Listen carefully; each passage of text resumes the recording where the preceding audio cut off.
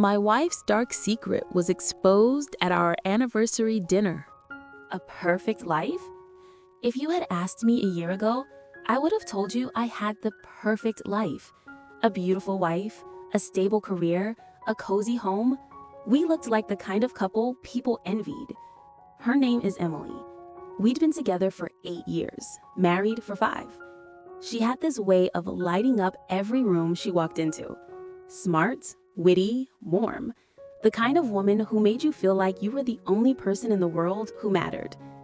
Everyone loved her, and I did too. But what no one knew, not even me, at first, was that Emily was keeping a secret. One so dark, so well hidden, that when it finally came out, it would destroy the image of our marriage forever. The first cracks. The first signs were small, little things I brushed off. She started coming home later than usual. Work, she'd say. Deadlines, meetings, projects. I believed her. Why wouldn't I? But then there were the phone calls. She'd step outside to answer them, lowering her voice so I couldn't hear. When I'd ask who it was, she'd shrug. Just a coworker. At night, she seemed distant. Her body was next to me in bed, but her mind was somewhere else. I told myself it was just stress. We'd both been busy. Maybe we just needed a vacation, some time away from everything. But deep down, a seed of doubt had been planted. Preparing the anniversary dinner. Our 5th wedding anniversary was coming up. I wanted to make it special. I booked a private dining room at one of the best restaurants in the city, invited a handful of close friends and family. I wanted to celebrate what we'd built together, to remind Emily and myself that our love was still strong. The night before the dinner, I caught her staring into the mirror, lost in thought. "What's on your mind?" I asked, wrapping my arms around her. She forced a smile. "Nothing, just tired." But her eyes said otherwise. A whisper of suspicion.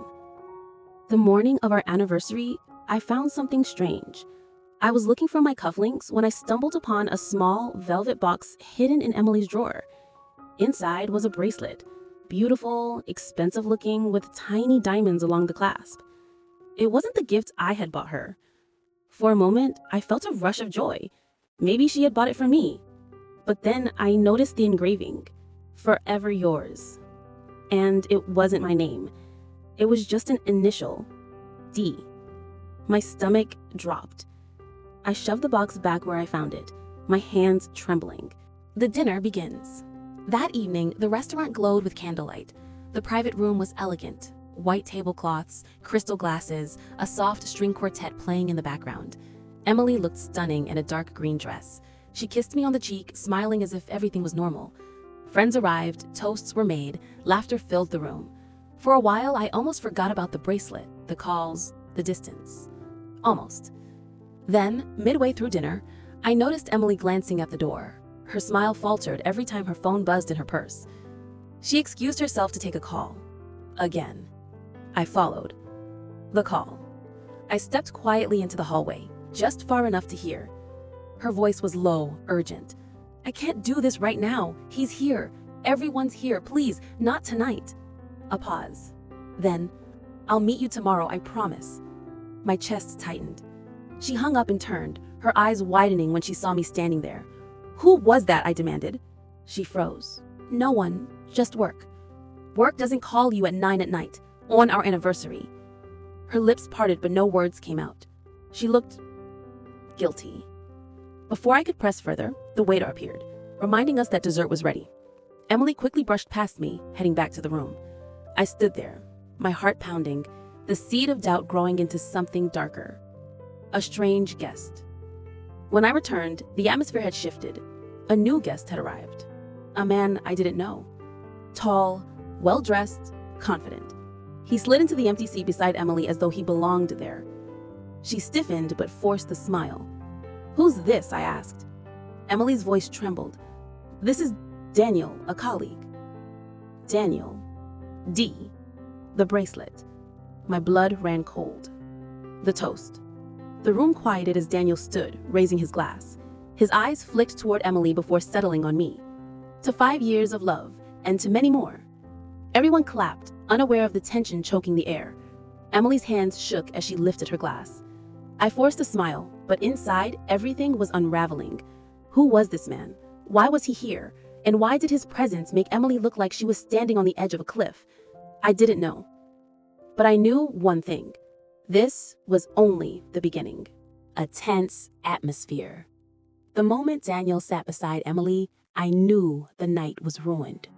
Everyone else laughed, clinked glasses, shared stories, but I couldn't hear a word. My ears buzzed, my chest tightened.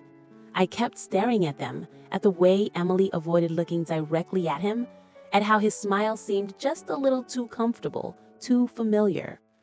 My fork trembled in my hand. I wanted to demand answers right there in front of everyone, but I held back. Not here, not tonight. Instead, I forced the laugh at a joke I didn't hear, my eyes never leaving Emily's face. She looked pale, her smile thin and brittle. She knew I was watching her. The man named Daniel. After dessert, when the chatter grew louder, I leaned toward him. "So, Daniel," I said evenly, "how long have you and Emily worked together?" His smile didn't falter. "A few years now. She's one of the best in the firm. Couldn't do half of my projects without her." Emily's hand tightened around her wine glass. "Funny," I said, my voice sharp. "She's never mentioned you." For a fraction of a second, his eyes flicked toward her. Then he shrugged. "Guess she's modest." The table laughed again, oblivious. But Emily's hand shook so badly, she spilled a drop of wine onto the tablecloth. Emily's panic. When the party ended, guests hugged us, congratulated us, left smiling. But Emily barely spoke. As soon as we got into the car, I asked, "What the hell was that?" Her hands gripped the steering wheel. "I don't want to talk about it." "You don't get to say that," I snapped. "Who is he? Why was he there? And why did you look like you were about to faint every time he opened his mouth?" She swallowed hard. "He's just a colleague." "Don't lie to me. Not anymore." Her eyes filled with tears, but she stayed silent. The rest of the drive home was unbearable. Sleepless night. That night, I couldn't sleep. I lay awake, staring at the ceiling, listening to Emily's uneven breathing beside me. Every time her phone buzzed on the nightstand, she flinched. She didn't answer, but she didn't silence it either. At 2 a.m., I couldn't take it anymore. I grabbed the phone. She shot up. "Give it back!" The screen lit up. Daniel. I froze. My throat closed. Emily's hands trembled as she snatched it back. "It's not what you think," she whispered, but her eyes betrayed her. The confrontation. I got out of bed, pacing. "Not what I think? Then what is it, Emily? Who is he? Why is he calling you at 2 a.m? She buried her face in her hands. "I didn't want it to happen. I swear, I didn't." Cold rage filled me. "Didn't want what to happen?" Her silence was the answer. I slammed my fist against the dresser. "How long?" Her voice was barely audible. "A year." My knees buckled. "A year?" She reached for me, but I pulled away like her touch burned me. The confession. Through sobs, she spilled fragments of the truth. It had started as harmless conversations at work, late nights, shared deadlines. One drink after hours turned into many. One mistake turned into months of lies. "I thought I could end it," she whispered. "I tried, but he wouldn't let me go. And part of me," she broke off choking, "part of me didn't want to." Her words stabbed me deeper than any knife could. I couldn't look at her. I couldn't breathe. The fallout. The next days were chaos. I couldn't focus at work. Every time I closed my eyes, I saw them together. Emily tried to talk, but I shut her out. I left the house for hours just to avoid her. Daniel didn't stop. He kept calling, texting. Once, I caught Emily crying on the porch after answering him. "You still love him," I said flatly. She shook her head desperately. "No, I love you. I was stupid, weak, but it's you I want. It's always been you." But how could I believe that when his shadow loomed over everything? An unexpected meeting. One evening, I stopped at a cafe to clear my head, and there he was, Daniel, sitting at a corner table, calm as ever. He saw me before I could turn away. He smiled. Care to join me? I wanted to punch him. Instead, I sat. You've ruined my marriage, I said through clenched teeth. He sipped his coffee. Your marriage was already cracked. I just showed her she deserved more. Rage boiled inside me. More? Or just different? He leaned in, his eyes cold. Face it, she chose me. You're just holding on to a ghost. I stood so fast, the chair screeched. Stay away from her. Stay away from us. But his smirk told me he wouldn't. The breaking point. That night, I told Emily what he'd said. She collapsed into tears. He's lying. I ended it. I don't want him. I don't know how to make you believe me. I stared at her, torn apart. I don't know if I can believe you. Her sobs echoed through the house as I walked out into the night, unsure if I'd ever come back. The choice ahead. Standing under the streetlights, I realized the truth. My marriage was no longer what it once was. The anniversary dinner hadn't been a celebration. It had been the stage where the curtain finally dropped. Now I had to decide. Do I fight for Emily, for the love we once had, or do I let her go, leaving the wreckage behind? I didn't have the answer yet, but I knew one thing. The story wasn't over. Not by a long shot. Silence at home. The following week passed in silence. Emily and I moved around the house like strangers, sharing the same kitchen, the same bedroom, but never the same space. She left notes instead of speaking. Dinner in the fridge. I'll be late from work. It was unbearable. I wanted to scream, to shake her, to demand that she fight for me, for us. But each time I opened my mouth, nothing came out. My mind replayed Daniel's smirk, his smug words at the cafe. She chose me. Had she? Or was she still choosing, still torn between two worlds? The intrusion. Late Thursday evening, I heard a knock at the door. I expected a delivery. Instead, it was him, Daniel. He stood on my porch like he belonged there, calm and collected, holding a bottle of wine. What the hell do you think you're doing? I hissed, stepping outside and slamming the door behind me. He shrugged. Thought I'd stop by. Emily didn't answer my calls. She doesn't want you here. His smirk widened. Funny, that's not what she told me last week. I lunged forward, grabbing his collar. You stay away from her, or so help me. The sound of the door opening cut me off. Emily's voice trembled. Stop it, both of you. She pulled me back, eyes wide with panic. Daniel, leave, she begged. He looked at her for a long moment, then chuckled softly. You'll come around, you always do. And then he walked away, whistling. Fractured trust. I turned to Emily, fury and heartbreak colliding. So he's been here before? Her face drained of color. No, I swear, I didn't know he'd show up. Why does he think you'll come around then? I demanded. Tears spilled down her cheeks. Because he doesn't accept it's over, but it is. I told him 100 times. I searched her eyes, desperate for truth. But all I saw was fear. Not fear of me, fear of him. Sleepless vigil. That night, I sat by the living room window, staring out at the street, waiting. I half expected Daniel's car to roll by, half expected him to knock again. Emily curled up on the couch across from me, silent, her eyes swollen from crying. We stayed like that until dawn, two broken souls in a house that no longer felt like home. A friend's advice. I finally confided in my best friend, Mark. We sat at a bar, pints untouched. I told him everything. The affair, the dinner, the late night calls, Daniel's smug threats. He shook his head. Man, this isn't just about cheating anymore. This guy's unstable. He's pushing boundaries on purpose. So what do I do? Divorce? Throw her out? Mark leaned in. You need to figure out if you want to save the marriage first. But either way, you can't let this Daniel control your life. If he keeps showing up, you might need legal help. The idea of restraining orders, police, lawyers, it all felt surreal. But Mark was right. Emily's plea. That night, Emily sat me down. For the first time in weeks, her voice was steady. "I know I destroyed us," she whispered, "and I don't expect forgiveness overnight.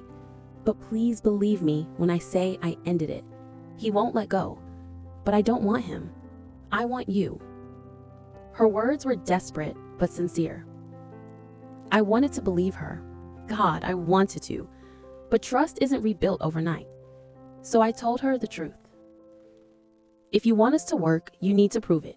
Cut every tie, change jobs if you have to, and if he shows up again, we go to the police." She nodded, tears streaming. "I'll do whatever it takes." A temporary peace. For a while, things calmed. Emily avoided him at work, ignored his calls. I could see the strain on her face, but she tried. She really tried. We even shared a quiet dinner together, laughing for the first time in months. For a brief moment, I glimpsed the woman I had fallen in love with. But peace, I should have known, never lasts long. The message. One morning, as I made coffee, her phone buzzed on the counter. She was upstairs. I shouldn't have looked, but I did. It was a text from Daniel. "You can pretend all you want, but we both know you'll never leave me behind. See you soon." My stomach dropped. Rage flared. When Emily came down, I shoved the phone at her. "Explain this." Her face crumpled. "I haven't replied, I swear. I blocked him, but he keeps finding ways to contact me. I don't know how to make it stop." I wanted to believe her, but the doubt gnawed at me, relentless. Escalation. That night, we heard a noise outside. I grabbed a flashlight, heart pounding. On the front lawn, carved into the grass, were the words, "Mine." Emily collapsed against me, sobbing. "He's lost it. He's completely lost it." I held her, fury coursing through my veins. This wasn't just infidelity anymore. This was obsession. And obsession was dangerous. The plan. I called Mark again. "He's stalking us. I need to end this." Mark's voice was grim. "Then it's time you stopped waiting for him to play fair. Gather proof. Texts, voicemails, that lawn stunt, everything. If he won't let go, the law will have to make him." It felt strange preparing evidence against the man who once shared my wife's heart. But this wasn't about jealousy anymore. It was about survival. And Emily agreed. For the first time, she seemed more afraid of Daniel than of losing me. And that fear bound us together in a fragile truce. The breaking news. But before I could make a move, the phone rang. It was one of Emily's coworkers. The words sent a chill down my spine. "Daniel didn't show up to work today. They found his car abandoned by the river." Emily turned pale. "Oh my God." And just like that, everything shifted. Was he gone? Or was this just the beginning of something darker? The news that changed everything. When Emily's coworker said Daniel's car had been found abandoned by the river, my first thought was relief. Finally, it's over. But the tremor in Emily's voice, the way she clutched her chest, told me something else. What if he's hurt? What if he... I cut her off. What if he's setting us up? Her wide eyes met mine. She didn't answer, because we both knew it was possible. Waiting for answers. The police came by later that evening. A polite detective named Harris asked a few questions. When we last saw Daniel, whether Emily had spoken to him recently. I watched Emily carefully. Her voice shook, but she told the truth. She hadn't answered his calls, hadn't seen him outside work since the dinner. I added, "He's been harassing us. Texts, calls, even vandalizing our lawn. We thought about filing a report." Detective Harris scribbled notes. "We'll need copies of all that. It could help if this turns into a criminal case." Emily nodded quickly. "Of course." When he left, the silence in the house was deafening. The doubt. That night, Emily paced the living room, whispering under her breath, What if he hurt himself? Because of me?" I grabbed her shoulders. Stop. You don't get to take the blame for his choices. Her eyes filled with tears. But what if I pushed him too far? A dark thought struck me. Or what if this is just another manipulation? The idea settled between us like poison. The call. 3 days later, the phone rang again. This time, it wasn't the police. It was Daniel. My blood ran cold when I heard his voice on the voicemail. Calm, almost cheerful. Miss me yet? You can't run from me. Not you, not him. I'll see you soon. Emily dropped the phone like it burned her. He's alive. He's alive and he's coming back. Fear in the walls. From that moment, our house no longer felt safe. Every creak at night made Emily flinch. Every shadow in the yard had me reaching for the baseball bat I now kept by the bed. I changed the locks, installed cameras.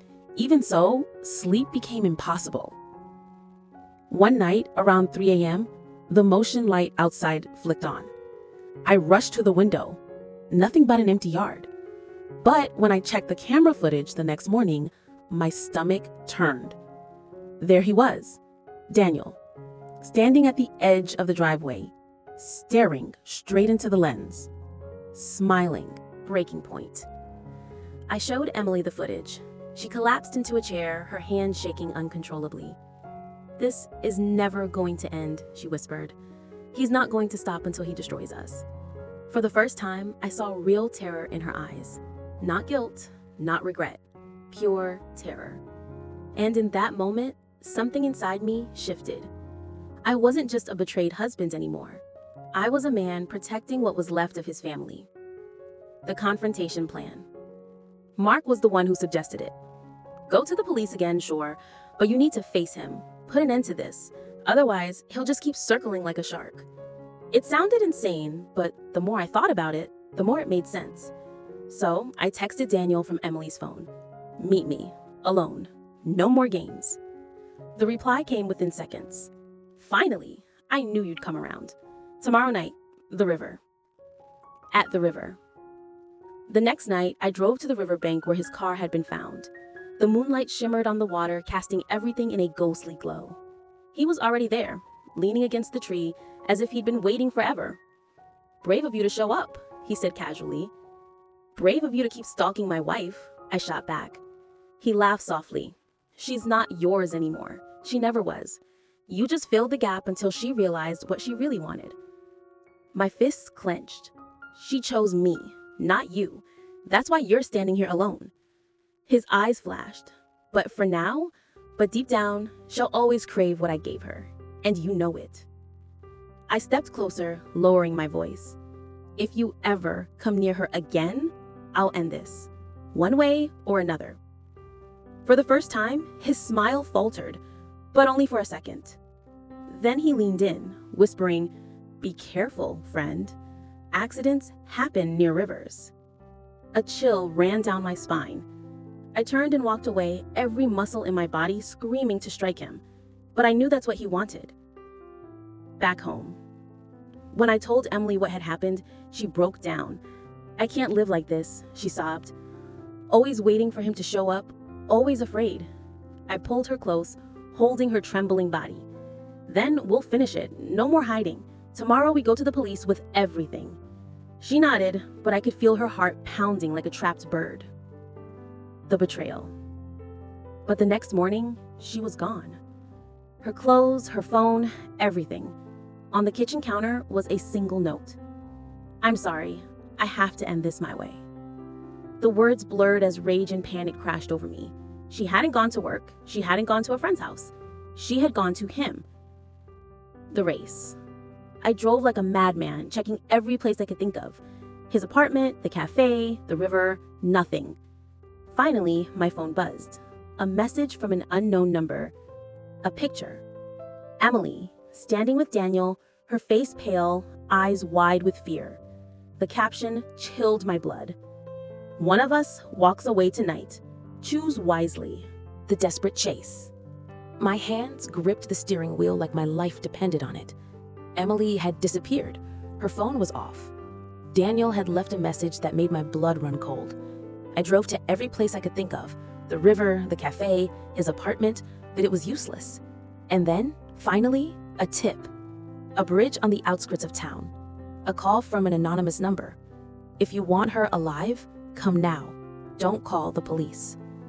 My heart pounded. I didn't care about laws, rules, or consequences. I only cared about Emily. The bridge. I arrived to find Daniel waiting. Emily stood behind him, trembling, arms crossed protectively around herself. "Let her go," I yelled. Daniel smirked. "Oh, we're finally having a face-to-face. I was beginning to think you'd chicken out." I leaped forward. "This ends tonight." He laughed. "Or maybe it begins. You see, she isn't just mine, she's complicated. And you're naive if you think you can take her back after all she's done." Confrontation. I advanced. My fist met his chest, knocking him backward. He stumbled, then lunged at me. We fought, kicking and grabbing, the cold wind whipping around the bridge. Emily screamed, crying out my name. I felt her presence next to me, holding my arm, grounding me. "Stop, both of you, please." Her voice broke through the chaos. I froze, and Daniel hesitated. The confession. Emily stepped forward, tears streaming. "Stop fighting. It's not him. It's me. I'm the one who messed up everything." The words hit like a sledgehammer. I made a mistake," she sobbed. "I got involved with Daniel, but I ended it. I love you. I've always loved you. And now he's gone too far, and I need you to believe me." I stared at her, my anger mingling with relief, disbelief, and longing. Daniel growled, "She's mine." Emily shouted, "No, leave me alone." Turning the tables. I grabbed Daniel and pinned him against the railing. "Back off or I swear." He laughed, a terrifying sound. "You think you can stop me?" But in that moment, Emily stepped behind him, slapping him across the face. Surprised, he stumbled. I shoved him again. The bridge railing shook under his weight. He lost balance, hands grasping for nothing, and fell. I froze. My heart stopped. After the fall. Silence. Emily and I rushed to the edge. Daniel was gone. The river below reflected moonlight, calm as if nothing had happened. Is he dead?" Emily whispered. I shook my head, voice low. "I don't know, but he won't be coming back." She collapsed against me, trembling. I held her, feeling the warmth of her body, the fear, the guilt, the love. Returning home. We went home in silence. Emily clung to me, exhausted, crying quietly. For the first time in weeks, the house felt like ours again. But the weight of everything, Daniel, the betrayal, the lies, hung in the air like smoke. We didn't speak much. Words felt inadequate. Facing the truth. The next morning, Emily sat me down. "I should have told you everything from the start," she admitted. "I was scared. I was weak. I didn't want to hurt you, but hiding it made it worse." I nodded. "I don't know if I can forgive you right away. I don't know if I can trust again." She reached for my hand. "I'll spend the rest of my life earning that trust back. Please, give me a chance." The sincerity in her eyes was undeniable. Rebuilding. Over the next months, we slowly rebuilt. Therapy, long talks, transparency in every action. We moved past Daniel, past the fear. We started to heal. Emily cut all ties from her past life, deleted messages, and focused on us. I learned to trust again, cautiously, step by step. We even celebrated our anniversary the following year, quietly, privately, without guests, without chaos, just us. Reflection. Sitting by the river one evening, Emily's head on my shoulder, I reflected on everything. Secrets destroy. Lies corrode the strongest foundations. But love when real, can survive even the darkest storms. Daniel had been a nightmare, but Emily's choice to fight for us, to come back to me, proved that our bond was stronger than betrayal. I didn't forget. I never would. But I forgave, not because it was easy, but because it was necessary to move forward. The new beginning. Months later, we bought a small house by the river. Quiet, safe, our own. Every morning, we watched the sunrise together. Every night, we fell asleep holding hands, remembering the storm, but no longer living in it. Our anniversary dinner would never be the same, but we had survived. And that, I realized, was what mattered most. Final thoughts. Life isn't perfect. Marriages aren't flawless. People make mistakes, sometimes devastating ones. But choosing to fight, to forgive, to rebuild, that's what makes love enduring. Emily and I learned that the hard way. And as I hold her now, I know that darkness may come again, in other forms, in other people, but we are stronger now, together.